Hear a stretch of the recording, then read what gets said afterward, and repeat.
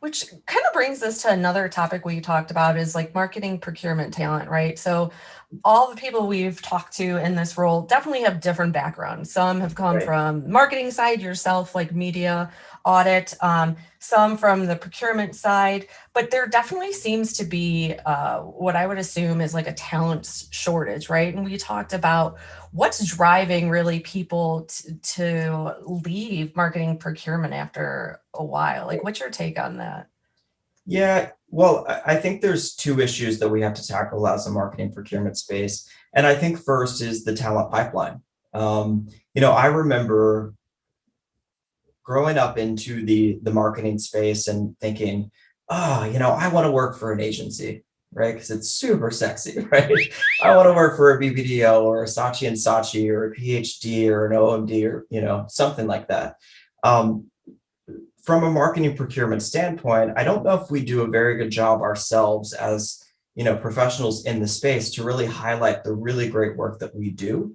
And so I think there's just an issue of knowledge, right? I don't think a lot of people realize that marketing procurement even exists. A lot of people from the direct side see it as Yes, a growth opportunity, right? And yes, but it's not translatable. You can't go direct, indirect, yeah, especially indirect marketing when it's so specific, right? yeah, yeah. And I think that's a really good point. And so I think the second point, right, is that we have a lot of talent coming specifically from the direct space and the commodity space, indirect, whatever it might be, which is really, really great career progression for anyone in the procurement space, moving from direct to indirect to marketing, and vice versa.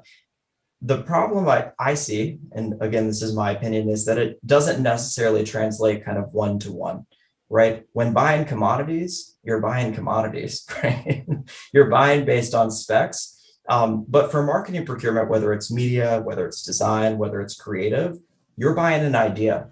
And I think for a lot of people, and I see a lot of my colleagues growing and understanding this space, which has been really interesting, but it's a learning curve.